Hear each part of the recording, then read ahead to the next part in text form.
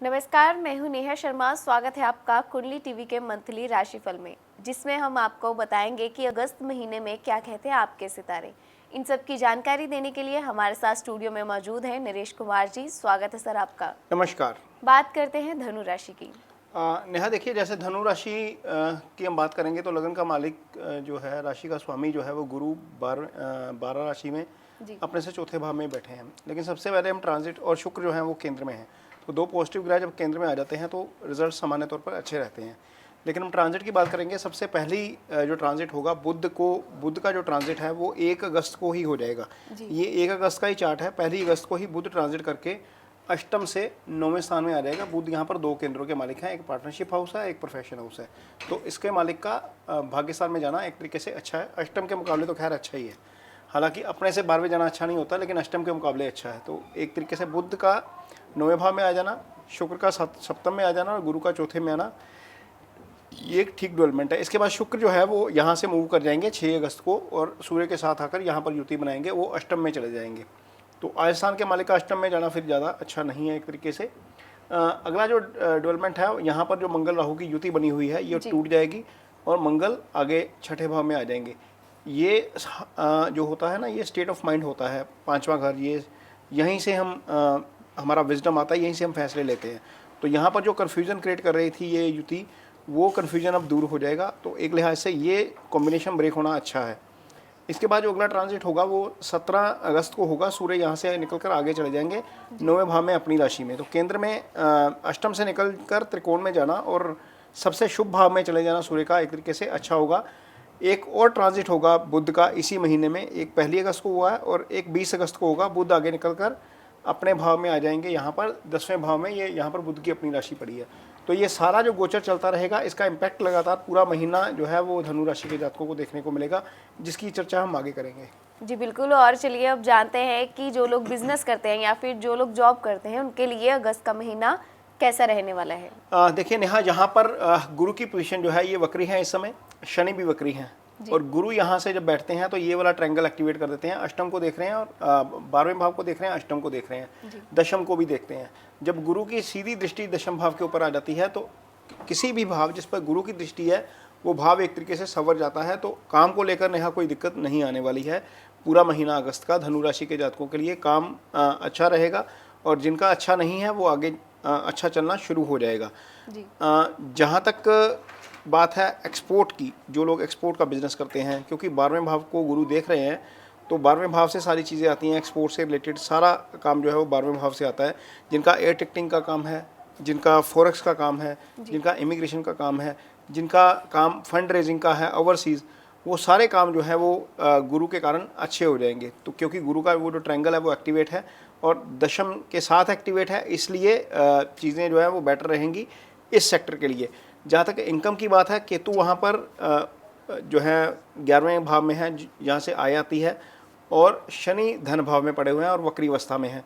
तो इसका असर नेहा ये होगा कि शनि 10वीं दृष्टि से देख भी रहे हैं उसको, तो इसका असर यह है कि आय का जो सिलसिला है थोड़ा सा वो हो सकता है कि थोड़ा सा धीमा चले। मीन्स जो फ्लो ऑफ फंड्स हैं वो थोड़े से स्लो हो सकते हैं, लेकिन काम की एग्जीक्यूशन को लेकर कोई दिक्कत नहीं है। हालांकि उस भाव के स्वामी शुक्र जो हैं वो केंद्र में आकर लगन को देख रहे हैं, लेकिन ये जो है वो आगे चले जाएंगे 6 तारीख को। इसके ऊपर गुरु की दृष्टि आ जाएगी, 5वीं दृष्टि से गुरु इसको देखेंगे। उसके बाद चीज़ें ठीक हो जाएंगी, लेकिन फिर भी फंड फ्लो में परेशानी है। 10 अगस्त तक तो है, क्योंकि ये जो एक्सेस बना हुआ है वहाँ पर दिक्कत साफ नज़र आ रही है। तो थोड़ा सा पेशेंस के साथ काम चलना पड़ेगा। पैसे के मामले में तो कई बार नेहा हो जाता है कि किसी से पेमेंट लेनी है तो उसके साथ झगड़ा हो जाता है हमारा, हम एग्रेशन में आ जाते हैं। तो थोड़ा सा पेशेंस रख के काम करना पड़ेगा अगस्त के महीने में। 20 अगस्त के बाद चीज़ें फिर ठीक हो जाएंगी, क्योंकि जब बुध आगे आ जाएंगे तो उसके बाद चीज़ें ठीक हो जाएंगी। जी, तो चलिए अब जानते हैं धनु राशि के जातकों के लिए फैमिली लव और रिलेशनशिप के लिहाज से ये समय कैसा रहेगा। देखिए नेहा, जो ये वाला भाव है सप्तम भाव, यहाँ से हम शादी देखते हैं। शादी के कारग्रह भी शुक्र हैं, तो शुक्र वहीं पर बैठे हुए हैं, तो 6 अगस्त तक तो यहीं पर हैं। इसके अलावा यदि हम देखते हैं इस भाव के मालिक बुध बनते हैं, बुध जाकर बैठे हुए हैं भाग्यस्थान में, तो ये एक तरीके से प्लेसमेंट भी अच्छी है और बुध के ऊपर कोई बहुत ज़्यादा नेगेटिव इन्फ्लुएंस नहीं है सिवाय एक राहु की दृष्टि के। ये भी आगे निकल जाएंगे 20 तारीख को और गुरु के प्रभाव में आ जाएंगे। सप्तम जो है वो सप्तमेश जो है वो गुरु के प्रभाव में आ जाएंगे, तो वो एक तरीके से स्थिति अच्छी हो जाएगी। तो मैरिड लाइफ के लिए कोई दिक्कत वाली बात नहीं है। हाँ, जहाँ पर सिंगल्स की बात है, जहाँ तक जो शादी करना चाहते हैं, जहाँ पर रिश्ते की बात चल रही है, वहाँ पर थोड़ी सी दिक्कत ज़रूर है। वो भी 10 अगस्त तक है। 10 अगस्त को जैसे ही ये युति टूटेगी, मंगल यहाँ पर आएंगे, तो उसके बाद चीज़ें यहाँ पर भी आगे चलनी शुरू हो सकती हैं। लेकिन फ़िलहाल 10 अगस्त तक सिंगल्स के लिए स्थिति अच्छी नहीं है। वैसे भी नेहा पूरे देश में चतुर्मास चल रहा है, चतुर्मास में शादियाँ नहीं होती हैं। अक्टूबर में आकर शुक्र अस्त हो जाएंगे, तब भी शादियाँ नहीं होंगी। देश में शादियों का सीज़न वैसे ही 23 नवंबर के बाद शुरू होगा। तो एडवाइजेबल यही है, यदि आप अपने बेटे या बेटी का रिश्ता करने जा रहे हैं या कुछ करने जा रहे हैं, तो थोड़ा सा इंतज़ार करिए। ये कॉम्बिनेशन तो ज़रूर टूटने दीजिए और शुक्र की पोजीशन थोड़ी सी मजबूत होने दीजिए। शुक्र अष्टम में है तो चीज़ें मत करिए। जब शुक्र 9वें भाव में आ जाएंगे अगले महीने, तो आप रिश्ते की बात कहीं पर भी चला सकते हैं, वो वहाँ पर रिजल्ट्स जो हैं वो अच्छे रहेंगे। जी, तो चलिए अब बात करते हैं स्टूडेंट्स और रिसर्चर्स की। देखिए नेहा, स्टूडेंट्स के लिए काफ़ी अच्छा समय रहेगा, क्योंकि गुरु केंद्र में है।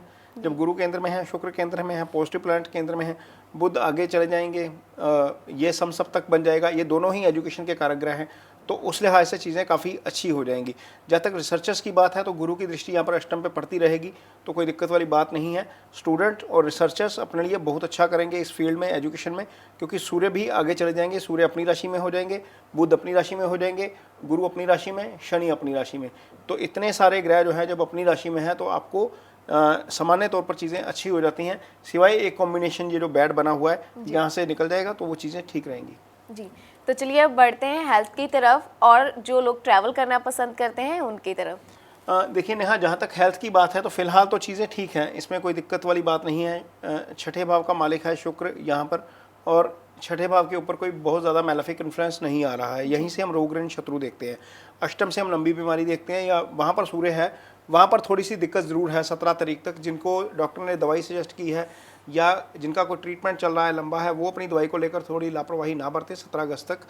तब तक स्थिति अच्छी नहीं है। लेकिन जो छठे भाव का मालिक है, जब आकर लगन को देखता है, लगन के साथ संबंध बनाता है, तो कहीं ना कहीं थोड़ी बहुत दिक्कत नेहा आ जाती है।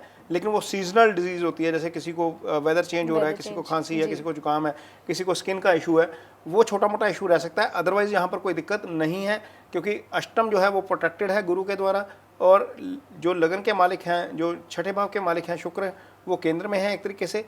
यहाँ हालांकि छठे का अष्टम में जाना अच्छा नहीं है। इसको पॉजिटिवली देखें तो छठे का अष्टम में जाने से एक योग भी बनता है, जो अच्छा योग होता है। लेकिन छठे का अष्टम में जाना एक तरीके से अच्छा नहीं होगा, पर फिर भी गुरु के प्रभाव में रहेगा तो बहुत ज़्यादा दिक्कत नहीं आएगी।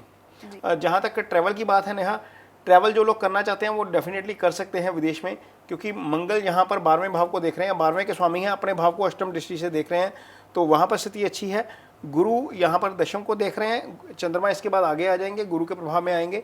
और जो नवम स्थान है, जहाँ से हम रिलीजियस टूरिज्म देखते हैं सारा, उस भाव के स्वामी सूर्य खुद उस भाव में आ जाएंगे।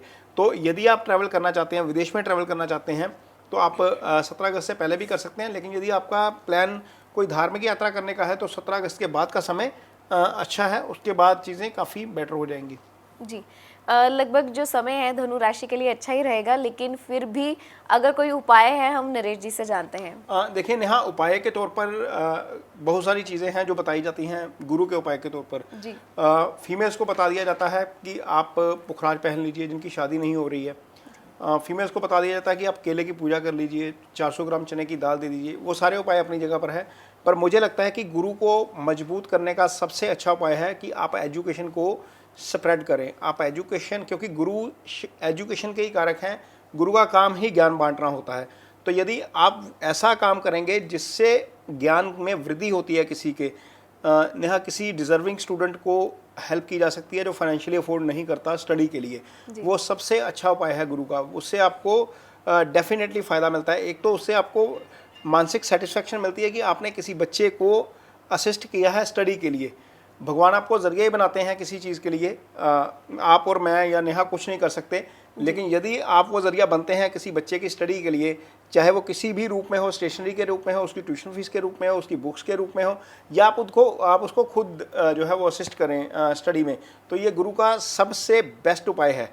दूसरा उपाय नेहा, क्योंकि यहाँ पर लगन के स्वामी ही गुरु हैं, चौथे भाव के स्वामी भी गुरु हैं, गुरु फाइनेंस के कारक हैं, गुरु आपकी संतान के कारक हैं, गुरु से ही ज्ञान आता है, गुरु से ही समृद्धि मिलती है, सब कुछ गुरु से आता है। तो गुरु का कोई ना कोई उपाय आपको निश्चित तौर पर करना चाहिए। आप पुखराज पहनिए, उसमें कोई दिक्कत नहीं है, आपको पुखराज भी सजेस्ट किया जा सकता है, लेकिन ये वाला उपाय आपको मानसिक संतुष्टि भी देगा और गुरु को प्रसन्न भी करेगा, जिससे आप जो है वो अच्छा उसका रिजल्ट्स ले सकते हैं।